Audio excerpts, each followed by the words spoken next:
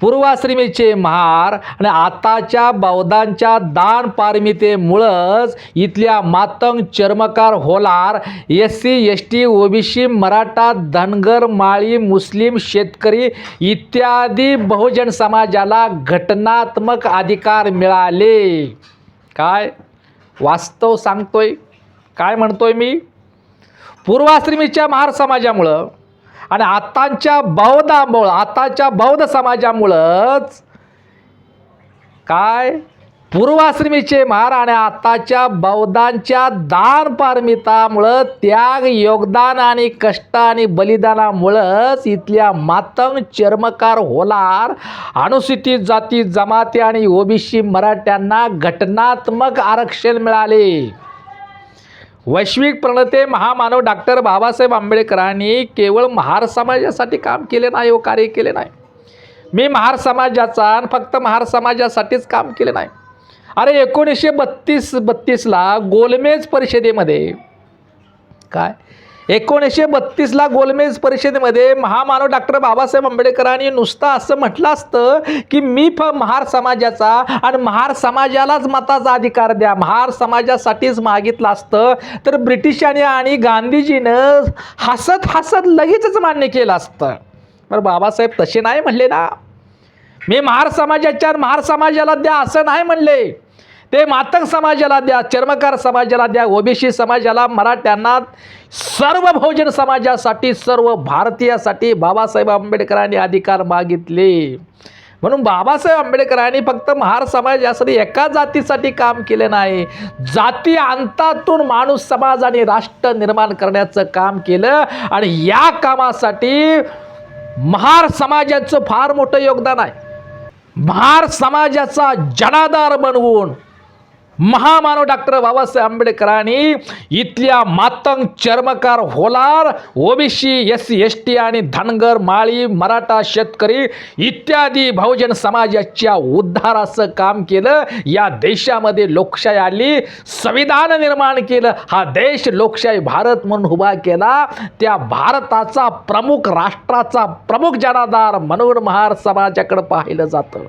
ज्यांचं जगणं पाटलाच्या बांधावर अवलंबून होतं त्या काळामध्ये महार समाजाने काठीला भाकरीचं चुडगं बांधून बाबासाहेब आंबेडकरांच्या सत्याग्रहाला आणि चळवळीला साथ दिली। बाबासाहेब आंबेडकरांच्या चळवळीचा जनाधार झाले।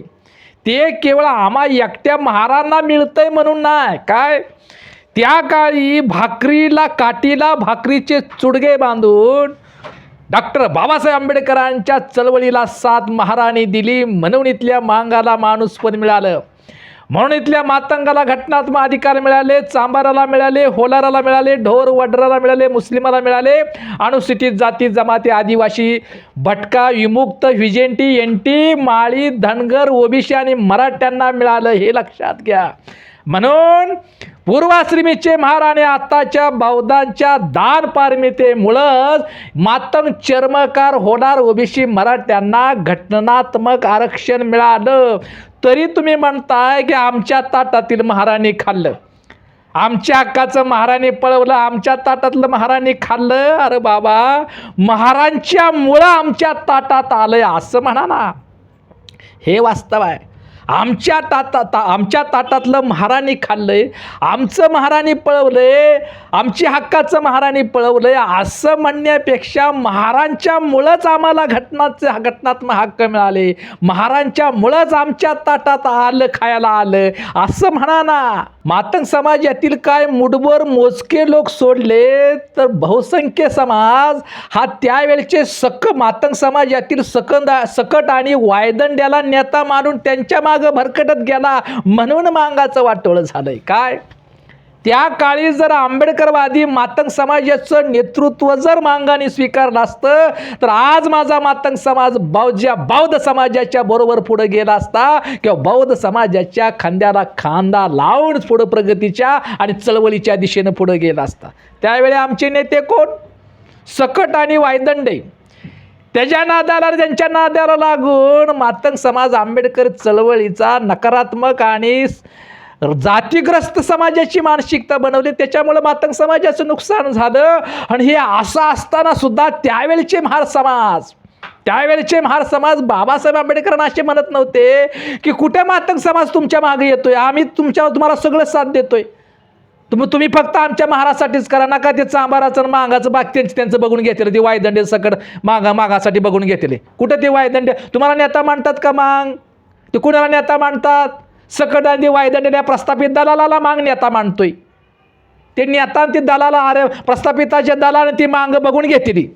तुम्ही काय करू, ते तुम्हाला साथ देत नसेल तर ते आम्ही तुम्हाला साथ देतो, तर तुम्ही फक्त आमच्यासाठीच म्हणजे महाराष्ट्रासाठीच करा, असे महार म्हणले का बाबासाहेब आंबेडकरांना? अजिबात नाही. उलट बाबासाहेब आंबेडकरांनी म्हटलं 12 आण्याचा मांग समाजाचा माणूस पुढे येत असेल तर 16 आण्याचा महार समाजाचा माणूस मी मागं घ्यायला तयार आहे. ह्या भावना घेऊन मातंग समाजासाठी बाबासाहेब आंबेडकरांनी प्रचंड योगदान दिलं. महार मांग परिषद घेतल्या, मातंग परिषद घेतल्या, महार मांग वतनदार परिषद घेतल्या, तरीसुद्धा महाराणी विरोध नाही केला. का तुम्ही मागासाठी झटताय? अरे मांगाचं एक पोरग 10वी पर्यंत बाबासाहेब आंबेडकरांनी शिकवलं. माता रमाईनं आपल्या स्वतःच्या मुलांना औषध पाण्याला खर्च केला नाही, तर मांगाच्या पोराच्या शिक्षणासाठी खर्च केला. तिथंही महाराजांची माणसाने विरोध नाही केला. का तुम्ही मांगाचं पोरग सांभाळताय बाबासाहेब? असं नाही म्हटले. एखादा महाराजचा पोरगा सांभाळा, तो तुमच्या उपयोगी पडेल. का मांगाचा पोरगा शिकवताय? 10वी पर्यंत शिकवलं असं महाराज नाही म्हणली. महाराजांनी विरोध केला.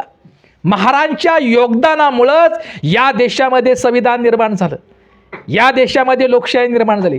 महार बाबासाहेब आंबेडकरांनी महार जनाधार बनवून आपल्या चळवळीचा महारांना जनाधार बनवून डॉक्टर बाबासाहेब आंबेडकरांनी इथल्या बहुजन मातंग समाजासहित इथल्या बहुजन समाजाच्या उद्धाराचं काम केलं.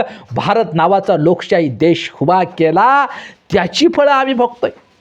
आज या देशामध्ये जे मातंग समाजाला मताचा, आरक्षणाचा, शिक्षणाचा अधिकार आहे, आज मध्ये चर्मकार समाजाचा, होलार समाजाचा, एससी समाजाचा, एसटी आणि ओबीसी मराठा समाजाला जो मताचा अधिकार मिळालेला आहे, हा तो शिक्षणाचा घटनात्मक अधिकार मिळाला आहे, तो काय ब्राह्मणाची कृपा नाही, ही महाराची कृपा आहे. काय बहुजन समाजाला आज जो घटनात्मक अधिकार मिळालेला आहे, जो मताचा अधिकार मिळालेला आहे, जो मानवी प्रतिष्ठा मिळालेला आहे, तो परिवर्तन चळवळीचं योगदान मिळालेला योगदान आहे, ती ब्राह्मणांची कृपा नाही, ती महारांची कृपा आहे. हे समजून घ्या.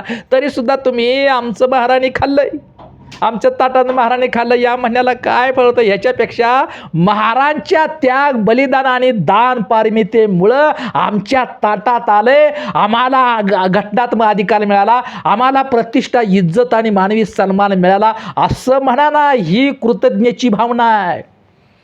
आणि आमचंच महाराणी खाल्ले, आमच्या ताटातलं महाराणी पळवलं, ही कृतज्ञपणाची भावना आहे. हे मातंग समाज बांधवांनी समजून घ्यावं. आणि मातंग समाजाचा बुद्धिभेद करून प्रस्थापित दलालांनी सुद्धा हे समजून घ्यावं. आणि प्रस्थापित दलालांच्या नादाला लागाने काय आडाणचोट लोकांनी सुद्धा हे समजून घेणं गरजेचं आहे. आणि एवढं करून सुद्धा आज महामानव डॉक्टर बाबासाहेब आंबेडकरांना अपेक्षित असणारे आंबेडकरवादी राजकारणाला किती मांग मतदान करतात? किती चांबार ओबीसी, एसटी, ओबीसी आणि मराठा शेतकरी मतदान करतोय. आंबेडकर चळवळीचा लाभ घेतला, लाभार्थी आहे. आंबेडकर चळवळीचा लाभ घेण्यासाठी पुढे येतोय, आंबेडकर चळवळीचा लाभ घेण्यासाठी भांडतोय, तो महाराजांच्या विरोधात सुद्धा भांडतोय, महाराजांना जबाबदार धरतोय. आंबेडकर चळवळीचा लाभ एससी, एसटी आणि ओबीसी मराठा घेतोय, पण आंबेडकर चळवळीमध्ये भाग मात्र घेत नाही. आंबेडकरवादी राजकारणाला मत देत नाही. इथला मातंग सुद्धा, इथला चर्मकार सुद्धा, इथला होलार सुद्धा, इथला वडर, मुस्लिम, ओबीसी, मराठा, धनगर, माळी इत्यादी बहुजन समाज आंबेडकरवादी राजकारणाला मतदान देत नाही. अपवादाला माझा सन्मानाचा जय भीम, जय ज्योती, जय लहुजी, जय शिवराय. म्हणून आंबेडकरवादी चळवळीमध्ये भाग न घेतल्यामुळं, केवळ आंबेडकरवादी चळवळीचा लाभ घेतलाय, पण त्या चळवळीमध्ये भाग न घेऊन आंबेडकरवादी राजकारणाला मतदान न केल्यामुळं इथला एससी, एसटी, ओबीसी, मातंग, चर्मकार, होलार नव्हे तर इथला एससी, एसटी, ओबीसी, मराठा सुद्धा आपले घटनात्मक हक्क सुद्धा इथल्या बहुजन समाजाला भीक म्हणून मागायची वेळ आली. काय आंबेडकरवादी राजकारणाला मतदान न केल्यामुळं, आंबेडकरवादी राजकारणाचा प्रभाव वाढण्यासाठी योगदान न दिल्यामुळं, आंबेडकर चळवळीचा लाभार्थी झाला पण त्या चळवळीमध्ये सहभाग न दिल्यामुळं इथल्या मातंग चर्मकार, होलार, ओबीसी, SC ST, धनगर, माळ्यांना इत्यादी बहुजन समाजाला आपले घटनात्मक हक्क सुद्धा भीक म्हणून ब्राह्मणवादी सरकार सत्ताधाऱ्याकडे मागावं लागतं. ती भीक सुद्धा तुम्हाला ते देण्यात येऊ. त्या भिकेसाठी आरक्षण नावाच्या त्यांनी भीक बनवली. हक्क, आमचं आरक्षण हा हक्क आहे, पण भीक मागल्यासारखे आपण मागत करी झालो आणि मागताना आम्ही एकमेकामध्येच भांडणं करत बसलोय. बघा, ओबीसीच्या मंडल आयोगाची लढाई, ओबीसीचे मंडल आयोगाची चळवळ आंदोलन उभं राहिलं. त्या मंडल आयोगामध्ये पूर्वाश्रमीचे महार आणि आताच्या बौद्धांचा काहीच फायदा नव्हता.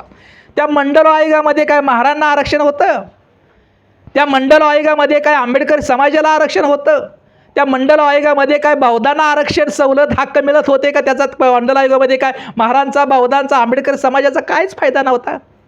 तरीसुद्धा मंडल आयोगाची लढाई, आपलं घरदार जाळून, ज्यांच्यासाठी ही मंडल आयोगाची लढाई लढली त्या ओबीसीने महारांची, बौद्धांची, आंबेडकरी समाजाची घरदार जाळली. स्वतःची घरदाराची राख रांगोळी करून त्याग, स्वतःचं रक्त सांडून, स्वतःच्या त्याग बलिदानाच्या जोरावरती ओबीसीच्या हक्काची मंडल आयोगाची लढाई ही बौद्धांनी, आंबेडकरी समाजाने आणि महाराणीच लढली.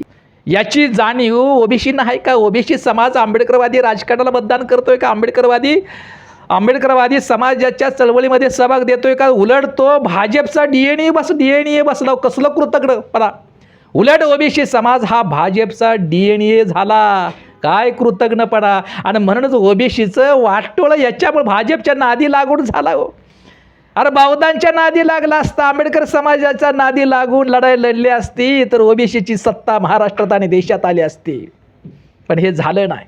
तशाच प्रकारचं ज्या वेळेला महाराष्ट्रामध्ये मातंग समाजावरती जातीवादी अन्याय, अत्याचार, हल्ले होतात, बहिष्कार टाकले जातात, हिंदुत्ववादी दहशतवादाचे, जातीवाद्याचे ज्या वेळेला मातंग समाजावरती अन्याय अत्याचार होतो, बहिष्कार टाकला जातो, हल्ले होतात, मंदिरात प्रवेश दिला जात नाही, इत्यादी स्मशानभूमी सुद्धा मातंग समाजाचा अंतविधी होऊ दिला जात नाही, इत्यादी प्रकारचा अन्याय अत्याचार हे हिंदुत्ववादी करतात. त्यावेळेला हिंदुत्ववादी RSSचे मातंग समाजाचे दलाल मातंग समाजाच्यासाठी धावून येत नाहीत. काय?